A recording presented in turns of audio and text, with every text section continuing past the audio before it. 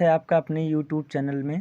आज हम आपको IEC यानी कि diploma electrical engineering second year 4th semester में लगने वाला सब्जेक्ट IEC यानी कि इंडस्ट्रियल इलेक्ट्रॉनिक्स कंट्रोल के जो MCQ एग्ज़ाम्स होने वाले हैं अब की बार ऑनलाइन, उनसे कुछ प्रश्न बताने वाले हैं। और वास्तव में ये प्रश्न इतने अच्छे हैं कि ये परीक्षा में आ सकते हैं या आने की पूरी संभावनाएं हैं, क्योंकि ये सारे प्रश्न अकॉर्डिंग टू सिलेबस हैं, सिलेबस के अंदर ही हैं और सिलेबस के अंदर ही BTUP बोर्ड पूछता है। तो सर्वप्रथम सबसे पहला प्रश्न है थायरिस्टर क्या है। सबसे पहला प्रश्न है थायरिस्टर क्या है। तो थायरिस्टर क्या है, पहला जो ऑप्शन है वो है अर्धचालक युक्ति, दूसरा है चालक युक्ति, तीसरा है अचालक युक्ति, या चौथा ऑप्शन डी है इनमें से कोई नहीं। तो जो आपका ये थायरिस्टर है ये कौन सी युक्ति है, ये है अर्धचालक युक्ति। थायरिस्टर कौन सी युक्ति है, अर्धचालक युक्ति। तो इसमें सही हो जाएगा ऑप्शन नंबर ए। इस तरीके से हम आपको बता दें कि जो और दूसरा प्रश्न है, और इस तरीके से हम आपको बता दें कि थायरिस्टर फास्ट स्विचिंग अर्धचालक युक्ति है। इसमें एक प्रश्न और आ सकता है, हो सकता है कोई प्रश्न आ जाए कि थायरिस्टर किस प्रकार की ये अर्धचालक युक्ति है, थायरिस्टर किस प्रकार की अर्धचालक युक्ति है। तो उसमें आएगा थायरिस्टर फास्ट स्विचिंग अर्धचालक युक्ति है। थायरिस्टर कैसी है, फास्ट स्विचिंग अर्धचालक युक्ति है। इस तरीके से दूसरा प्रश्न है कि थायरिस्टर निम्न में से किन पद्धतियों पर पावर को मॉड्यूलेट करता है। थायरिस्टर निम्न में से किन पद्धतियों पर पावर को मॉड्यूलेट करता है। ऑप्शन नंबर ए AC पद्धति में, ऑप्शन नंबर बी DC पद्धति में, ऑप्शन नंबर सी AC तथा DC पद्धति में, और ऑप्शन नंबर डी इनमें से कोई नहीं। तो थायरिस्टर जो होता है वह AC तथा DC दोनों पद्धतियों पर पावर को मॉड्यूलेट करता है, इसलिए option number C is right. And इसके बाद तीसरा क्वेश्चन है थायरिस्टर द्वारा कितने पावर का मॉड्यूलेशन परिवर्तित किया जा सकता है।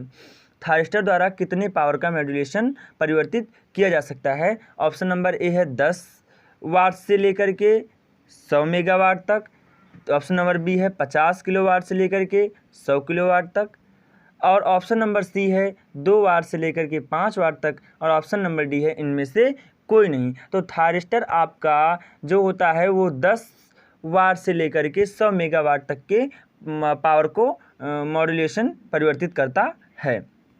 इसका आगे का प्रश्न थायरिस्टर का आविष्कार कब हुआ। ये प्रश्न बहुत ही रोचक है और बहुत ही मतलब कि डॉटेबल है, ये पूछा भी जा सकता है किसमें, एग्ज़ाम्स में।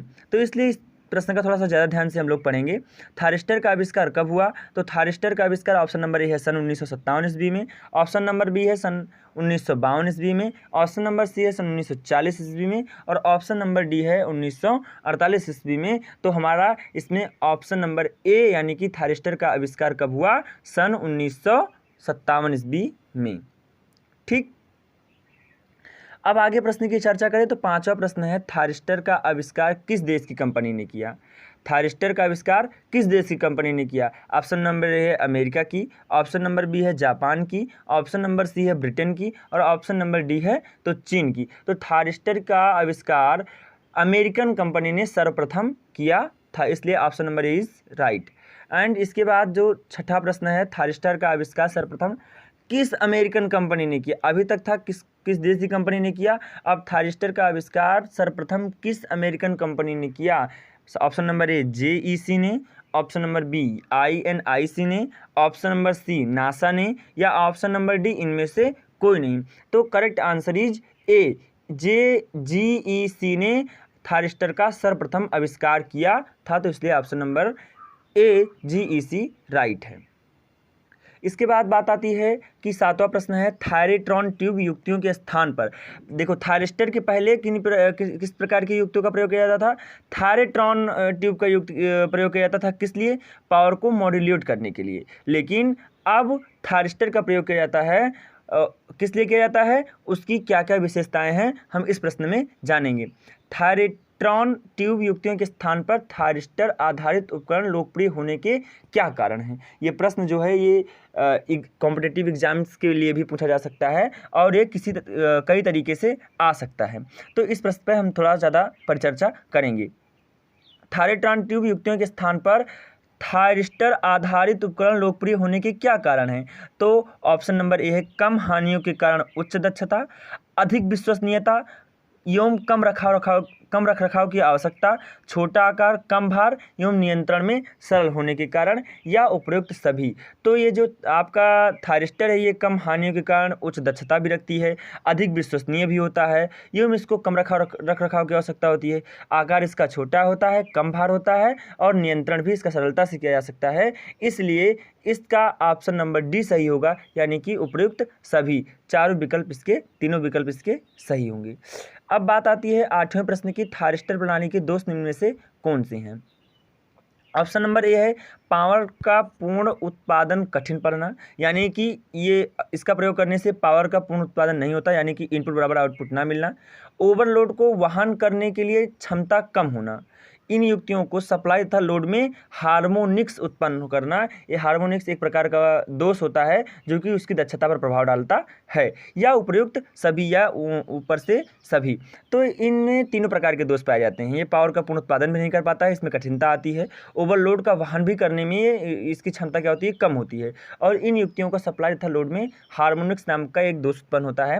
इसलिए इन सभी, इस प्रश्न का ऑप्शन नंबर डी उपयुक्त सभी में स्प्लिटिंग हुई है। ऑप्शन नंबर डी उपयुक्त सभी इज राइट आंसर। फिर इसके बाद 9वां क्वेश्चन है कि थायरिस्टर युक्तियों को किस स्टेट में स्विच किया जाता है? ये प्रश्न इंपॉर्टेंट है।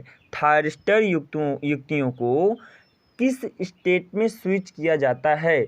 या पहला ऑप्शन है ऑन से ऑफ, दूसरा ऑप्शन है ऑफ से ऑन, तीसरा ऑप्शन है उक्त दोनों, और डी जो चौथा ऑप्शन है इनमें से कोई नहीं।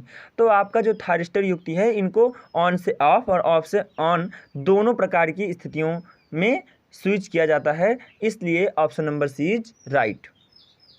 एंड लास्ट क्वेश्चन 10, इसके बाद 10वां क्वेश्चन है और सबसे लास्ट है, किसी थायरिस्टर की संरचना में एक ही क्रिस्टल पर अर्धचालक पदार्थों की कितनी परतें बनी होती हैं? ऑप्शन नंबर ए है 1, ऑप्शन नंबर बी है 2, ऑप्शन नंबर सी है 3, ऑप्शन नंबर डी है 4। लेकिन जो करेक्ट ऑप्शन है वो है ऑप्शन नंबर 4। ठीक, क्या है, इनमें 4 पंक्तियां होती हैं, इन 4 परतें एक दूसरे के ऊपर चढ़ी होती हैं। ठीक, तो और भी लेटेस्ट अपडेट जानने के लिए आप हमारे चैनल को सब्सक्राइब कीजिए, लाइक कीजिए तथा अपने दोस्तों के साथ शेयर जरूर कीजिए। और ऐसे ही क्लासेस के लिए आप हमारे चैनल को सब्सक्राइब कीजिए और अपने दोस्तों के साथ शेयर कीजिए, जिससे वो भी इन प्रश्नों के बारे में जान सकें और आपकी परीक्षा की तैयारी अच्छे से हो सके। इसके नोट्स पाने के लिए आप डिस्क्रिप्शन में दिया गया लिंक टेलीग्राम चैनल को फॉलो कीजिए और आप इन सभी के नोट्स पाइए पढ़ने के लिए। धन्यवाद।